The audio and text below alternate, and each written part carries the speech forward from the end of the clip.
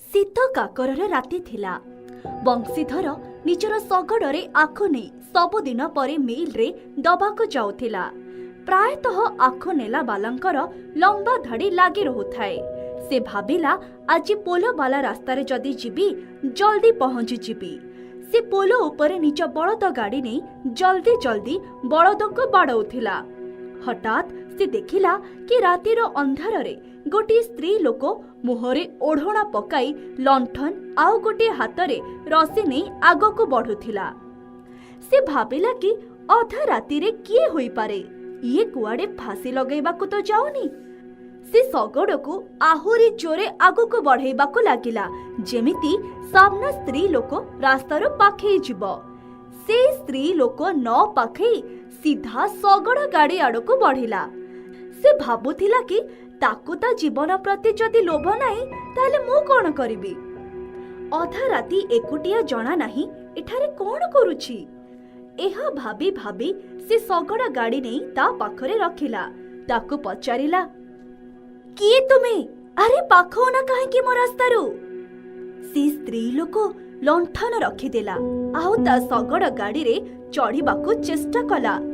से जेते बेले ओढ़ना काढ़िला तो बंशी जोरे चिलेला। से तो गोटे डाहाणी थिला। तारो बड़ बड़ दांत, नाली आखी आउ ओलटा पाद देखी से तो डरे गला। पुणी से मने मने हनुमान चालीसा पढ़िला आउ जल्दी बलदों को बाड़ेबा वाला बाड़े उठाइला आउ ता उपरे जोरे बरसेइला। बंशीधर डेई पड़ी ता लंठन उठेई नेला और शगड़ गाड़ी रे बसी पड़ी बलदों को जोरे बाड़ेबाकू लागिला। से आगु को बढ़ो होई थिला कि से देखिला कि डाहाणी निज लंठन को खोजुछि। से ता पछे पछे दौड़ी दौड़ी आसुथिला। से कहिला, मोर लंठन देई दियो नहले मु तमरा बलद गाड़ी आगु को जीवाको देबिनी।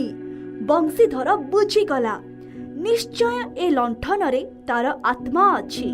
से लंठन रे निया को कम करिदेला। एबे से आहुरी जोरे दौड़ीबाकू लागिला। बंशीधर लंठन लिभाई देला तो से चिल्लेइला। बंशीधर तार फायदा उठे जल्दी पोल पार करिनेला। से जेते बेले पोल तळको गला बहु समय जाई चालुथिला किंतु चीनी मिल देखा ही जाउ नथिला। सेते बेले गोटे रघु नामक लोक निज साइकेल रे जाउथिला। सी ताको अटकाए कहिला, भाई चीनी मिल कोठी अछि? पोलो वाला रास्ता रे केबे भी आसीनी, सेथि पई रास्ता जानि पारुनी। रघु ता आड़को देखिकी कहिला, तमे पोलो रास्ता दे आसिलो? बंशीधर कहिला, हाँ बहुत लंबा रास्ता थिला सेथि पई मु सेही रास्ता दे आसी गली। से कहिला, अरे से डाहाणी ए पोलो उपरे गाड़ी बालांकर पीछा करे।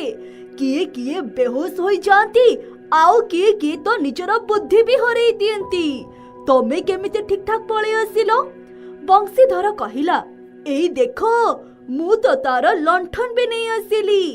रघु कहिला, अरे हाँ हाँ एहा तो सुनिथिली कि ता हातरे गोटे लंठन गोटे रसी थाए।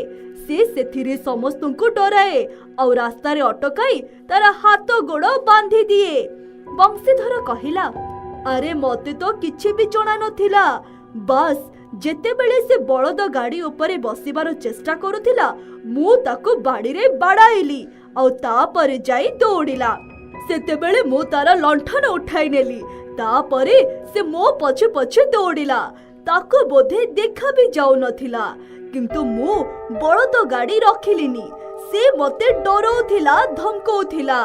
मु पछको भी बुलिकी भी देखिलिनी। रघु कहिला, भाई तमे तो बड़ साहसी किंतु रास्ता बाउला ही जाइछ।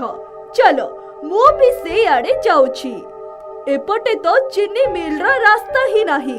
चलो मु आगे आगे जाउछि तमे मोर पछे पछे आसो। बलद गाड़ी बुलेई दियो। बहुत दूर गला परे चीनी मिल रो सीमा देखा गला। से पर्यंत सकाळ होई जाइथिला। सेठारे लंबा धाड़ी देखी से हताश होई बड़द गाड़ी सेठारे रखिदेई छिड़ा होईगला। से रघु को कहिला, चलो कोठे बसिकी चा पीबा। से गोटिए जगार हैंडपंप देखिला तो बड़द गाड़ी ओह्लाई पड़ी हाथ मुह धोइला और सामना दुकान रे चा पीबाको पड़ाइला। जेतेबेले सेमाने दुहे सेठारे बसिथिले तो देखिले कि बहुत लोक गोटिए ठेला पाखरे बसी चार अपेक्षा रे थिले। से दुहे भी सेही ठेला पाखरे बसी पड़िले। रघु कहिला, अरे भाई देखो, ये भूत पोलरे राति सारा से डाहाणी सह लड़ाई करी ता लंठन भी छोड़े आनी छंती। समस्ते बंशीधर आड़को देखुथिले। बंशीधर कहिला, अरे से समय रे जीवन तो केमिति भाबरे बंचाइबार थिला ना। सब लोक तार प्रशंसा करुथिले, किंतु समस्ते ताको उपदेश देले कि आउ केबे भी से भूत पोलरे जीवनी। समस्ते बंशीधर को कहिले, बंशीधर एबे तमे आखुको मिल रे देकी जल्दी फेरी जाओ।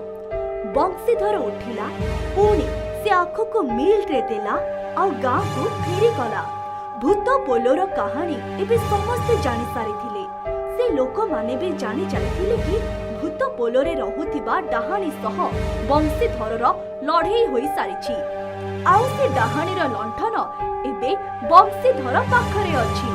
बंशीधर समस्तଙ୍କୁ कहि देइथिला कि डाहाणीर सबु शक्ति से लंठन रे थिला, जहा एबे बंशीधर पाखरे अछि। एहा भाबी सब लोक खुशी थिले कि डाहाणीर शक्ति सरे जाइछि। से एबे काहाको क्षति पहुंचाई पारिबो नाही। आ वास्तव रे सेहा ही हेला।